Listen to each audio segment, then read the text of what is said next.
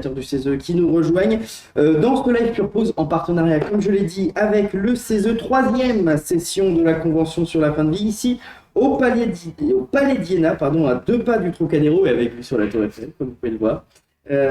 On est donc organisé par le Conseil économique, social et environnemental qui est, rappelons-le, la troisième chambre constitutionnelle française. Après 2 sessions d'appropriation et de rencontres, les 185 tirés au sort se réunissent durant ce week-end pour évoquer le débat sur la fin de vie afin d'élaborer, je vous le rappelle, des propositions pour faire avancer ou non la situation actuelle de la fin de vie en France. Et aujourd'hui, je reçois Kenza Okancé, vice-président du CESE et consultant. Dans une vingtaine de minutes, ce sera au tour de 2 conventionnés tirés au sort, Lily et Vincent. Et pour terminer, nous serons avec Olivier, l'un des prestataires qui anime les sessions de la convention. Et il nous expliquera comment il travaille sur le sujet avec le CESE et avec les conventionnés. Alors, Kenza, bonjour. Bonjour. Merci d'avoir accepté avec plaisir. Notre invitation. Est-ce que vous pouvez nous expliquer déjà quel est votre rôle au sein du CESE et au sein du COGOUV qui organise du coup cette convention citoyenne? Bien sûr, alors comme vous l'avez dit, moi je suis vice-président du CESE, c'est-à-dire j'ai été nommé en 2021 par la FAGE, un syndicat étudiant, pour les représenter. Je fais partie du groupe des organisations étudiantes Mouvement de Jeunesse, donc il y a 19 groupes au CESE qui représentent chacun des intérêts particuliers, précis. Et du coup, j'ai été élu vice-président en charge de la participation citoyenne au CESE. Donc, c'est-à-dire, je fais bien sûr tout le travail classique d'un conseiller CESE, mais en plus, je suis aussi vraiment centré sur les questions de participation citoyenne, d'organisation, de développement. Et donc, voilà.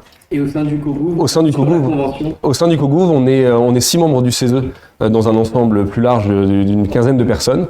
Et alors là, notre rôle de manière générale à toutes les personnes qui font partie de ce COGOUV, c'est d'organiser méthodologiquement les travaux de la Convention citoyenne. Donc bien sûr, on ne travaille pas du tout sur le fond, ça c'est le rôle des citoyennes et des citoyens. Mais par contre, nous, c'était préparer les premières auditions, toute l'organisation, organiser vraiment le carcan dans lequel les citoyens vont pouvoir développer eux-mêmes leurs pensées, leurs idées. Et donc voilà, on travaille là-dessus depuis plusieurs mois maintenant et on continue tout au long de la Convention citoyenne. Et pour faire un petit point d'étape, est-ce que nous sommes toujours à 185 citoyens ou est-ce qu'il y a eu quelques débats? On se rappelle que Claire Toury nous avait expliqué lors de la première session que ça avait prévu large, disons 185, au cas où il y ait quelques débats. Alors est-ce qu'il y a eu des débats? Alors sur la deuxième session, on a eu surtout des malades, honnêtement, mais avec qui on est toujours resté en contact, donc on a dû louper, on va dire, les travaux vraiment physiques. Ils ont pu suivre en visio, on met ça en place aussi quand même pour les personnes qui ont vraiment des empêchements. Et pour être totalement honnête, je crois qu'il y a peut-être 3 personnes au moment de la deuxième session, fin décembre, on n'a plus eu de contact. Et donc là, on va voir, mais globalement, on a un contact. On s'attendait peut-être même à pire, même en termes d'organisation, pas de volonté de participation. Mais en tout cas, entre les 2 premières sessions, il y a quasiment pas eu de départ. Et donc, on est plutôt satisfait de ça. Ça veut dire qu'on a réussi à créer le cadre qu'il faut, en tout cas, pour qu'ils se projettent un petit peu et qu'ils souhaitent continuer le travail. On est à 182. Environ, voilà. J'étais sur 181, 182, je crois. Et ça y est, on rentre dans le dur du coup de cette convention, vu que la première phase est terminée. Là, on rentre dans cette deuxième phase. Concrètement, en quoi elle va consister cette deuxième phase qui va durer du coup 4 sessions sur du coup 2 mois? Exactement. Là, c'est les 4 prochains, en comptant ce week-end, plus 3 autres week-ends. Donc tout le mois de janvier, le mois de février. Où en fait là, les 2 premières sessions, ça a été l'appropriation, l'interconnaissance un peu qui s'est faite. S'approprier le sujet, s'approprier le format, même convention citoyenne, qu'est-ce que c'était, qu'est-ce qu'on pouvait attendre d'eux, qu'est-ce qu'ils attendaient aussi d'eux-mêmes. Et là, on va vraiment commencer à rentrer un peu dans le vif du sujet, dans le vif du débat. Là, les citoyens vont commencer à co-construire les positions, ce sur quoi ils vont vraiment débattre, ce qu'ils vont à la fin décider de proposer ou de ne pas proposer au gouvernement, au président de la République. Et donc c'est un moment, c'est le moment central d'ailleurs qui est à ce moment-là, où il y a beaucoup plus de temps de débat interne, alors des fois en petits groupes et parfois en assemblée plénière, où sur la base des 10 thèmes qui avaient été choisis, sélectionnés, les thèmes principaux qui avaient été choisis par les citoyens à la toute fin de la deuxième session. Et donc là, ils vont pouvoir un peu aller dans le fond des choses, vraiment débattre, continuer les auditions, parce qu'au final, c'est quand même ça qui apporte beaucoup. Mais là, on voit qu'il y avait cette attente globalement, après les 2 premiers week-ends, les citoyens avaient envie de pouvoir débattre, de vraiment en fait poser les termes du débat et rentrer dans le fond du sujet, s'opposer, même alors bien sûr dans le respect, dans le débat, mais de pouvoir opposer leur position, voir exactement vers quoi ils voulaient aller. Et je pense que ça s'est senti, c'était un chiffre d'ailleurs assez marrant, puisque sur les 2 premières sessions, il y a 181 questions qui ont été énoncées de la part des citoyens. Et on est sur 181, 182 citoyens qui sont restés. On pourrait presque dire, voilà, il y a eu au moins une question différente par citoyen à peu près, qui a été énoncée, qui a été posée, qui ont été regroupées dans des thèmes. Mais donc, du coup, c'est 20. Oui. On va en reparler parce qu'il y a quelques. J'ai une question là-dessus justement. Et le programme du week-end là, qui va arriver, ce week-end, qu'est-ce que les conventionnés vont avoir l'occasion de faire? Alors là, aujourd'hui, c'est la reprise. C'est un peu expliquer aussi, notamment, dans quelle nouvelle étape on se trouve, expliquer les contours de cette phase de délibération, de débat après cette phase d'appropriation. Donc on va commencer par ça. Après, il y aura aussi des auditions, notamment de l'ADMD et de la SFAP, donc on va dire un peu pour créer de la controverse aussi au sein même des personnes qui sont auditionnées. Donc l'ADMD, pour le rappeler, c'est l'association pour le droit à mourir dans la dignité, et l'autre, la c'est SFAP, l'association des soins palliatifs. Exactement. Et donc voilà, les deux vont être auditionnés en même temps, c'est-à-dire que ça va être un débat entre eux, avec les citoyens aussi directement, et où voilà, le but c'était de créer un peu la controverse dans le sens noble du terme de la controverse, c'est-à-dire le débat, c'est-à-dire des positionnements vraiment différents qui vont être partagés avec les citoyens, qui vont être partagés entre les deux acteurs, l'ADMD et la SFAP. Donc ça, ce sera demain matin. Demain après-midi, un grand temps de débat. Là, voilà, on rentre vraiment dans le temps où ils vont pouvoir, sur certains des thèmes qui ont déjà été travaillés, aller un peu plus dans le fond du sujet. Quelles sont leurs attentes par rapport à ce sujet-là?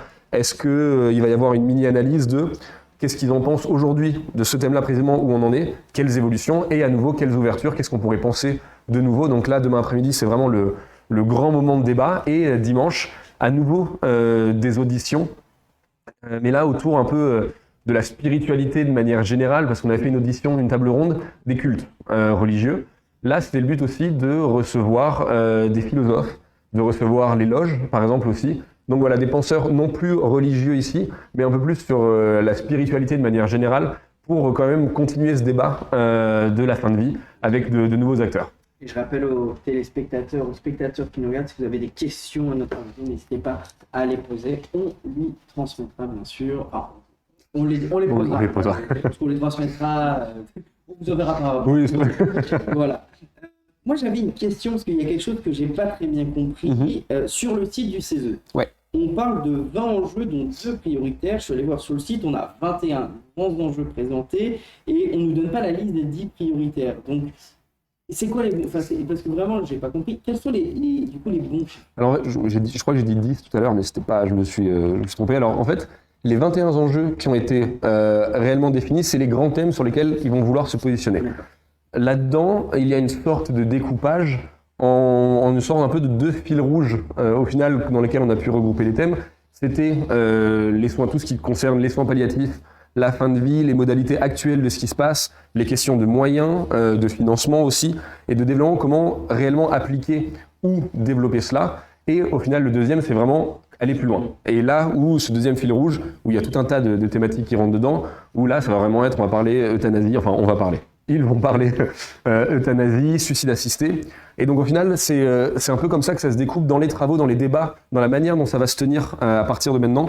Voilà, il y a tous ces grands thèmes, ces 21 grands thèmes, qui sont regroupés dans ces 2 parties, ces 2 grands fils rouges, un peu ce qu'on a appelé ça comme ça, qui sont les 2 parties bien développées et dans lesquelles on retrouvera tous les intérêts, tout ce qui avait été sélectionné, mais en sachant que ce qui est aussi intéressant dans le format Convention citoyenne, c'est-à-dire que là, ces 21 grands thèmes qui ont été choisis, qui ont été définis à la dernière session, évidemment, ce ne sont pas les seuls thèmes qui ont été énoncés. C'est une priorisation de ce qui était majoritaire au sein de la Convention, mais nous, on a aussi fait très attention à faire en sorte de ne pas supprimer tout ce qui n'avait pas été choisi. Il y a je ne sais pas combien de sujets encore, des dizaines de sujets supplémentaires qui ne sont pas dans ces 21-là.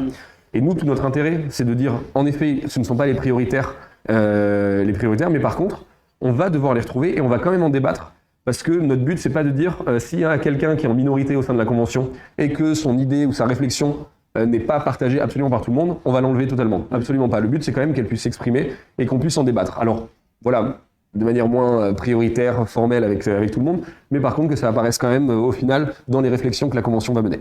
On a une question dans le chat de René qui nous fait bonne idée d'inclure les cultes dans la Convention selon vous? C'était un peu, on s'est dit même presque une nécessité.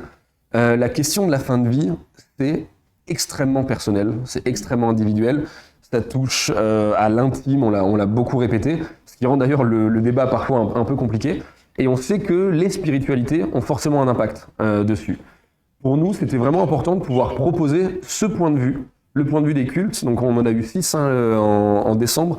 On avait catholiques, protestants, orthodoxes, juifs, musulmans et bouddhistes. On avait ces 6-là qui puissent présenter quand même alors leur position, mais aussi leur manière d'appréhender la chose sur un débat un peu plus même philosophique. C'est pour ça qu'on la couple à une séance d'écart avec une autre table ronde sur les spiritualités plus philosophiques, moins religieuses. C'est ça, le Grand Orient de France, des philosophes qui ont travaillé la question.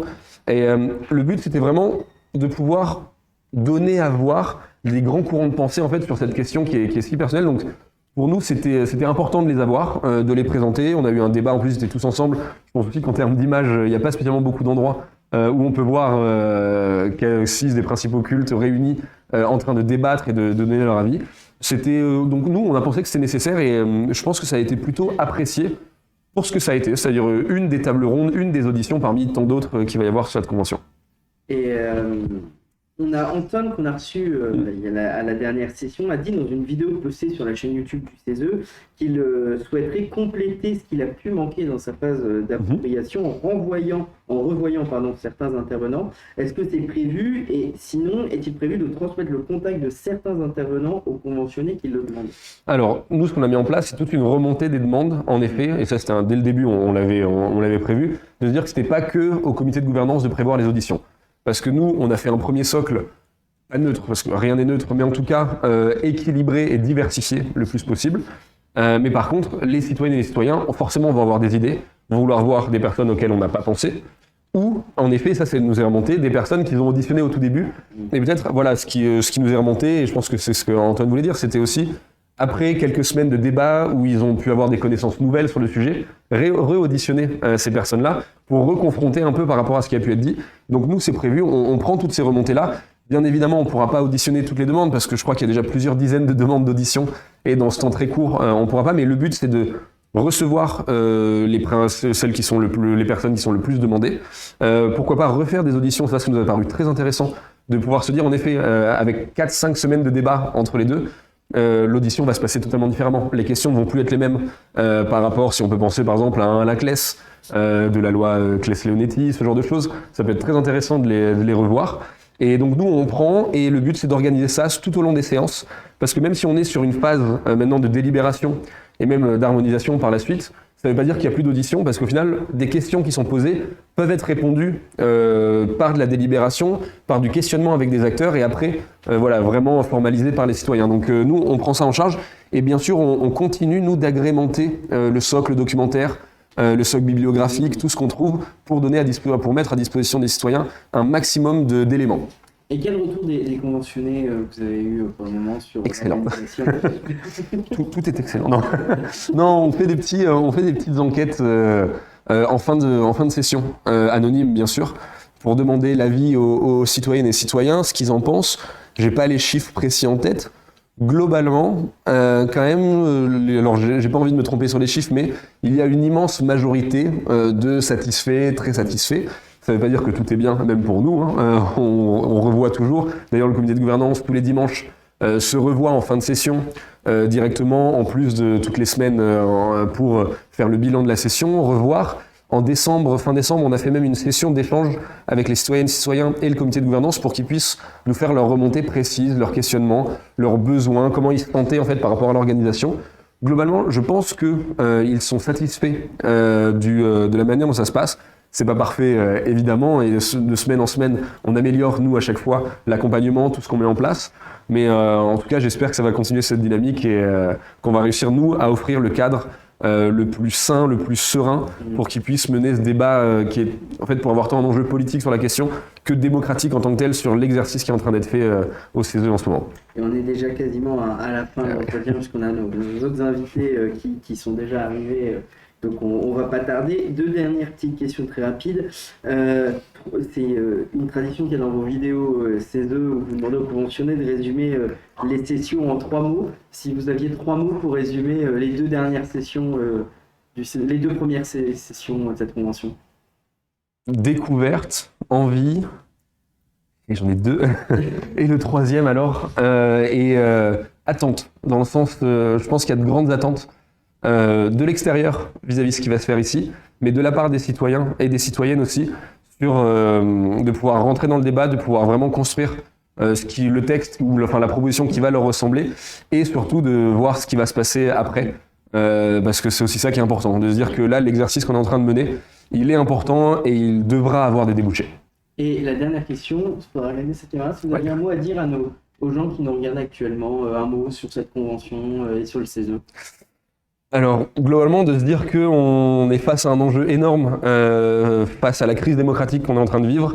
Ce qu'on fait, c'est pas tout, c'est pas l'ensemble, c'est pas tout ce qui réglera tous nos problèmes, mais ça en fait partie, de se dire qu'on est capable de mener, de développer de nouvelles choses, de nouvelles pratiques démocratiques, de se dire qu'on n'a pas que à aller voter une fois tous les 5 ans et à ne plus rien dire, à ne plus rien faire en attendant la prochaine élection, et qu'en tout cas cet exercice est une des choses qu'on développe, qu'on met en place, et on espère que ça aura des effets importants, majeurs pour notre société. Merci Kenza. Merci beaucoup, vraiment. Nos questions, on va faire une pause de 2 minutes juste en switchant le temps d'installer nos invités, et on se retrouve dans 5 minutes, ne quittez pas, allez vous chercher un café.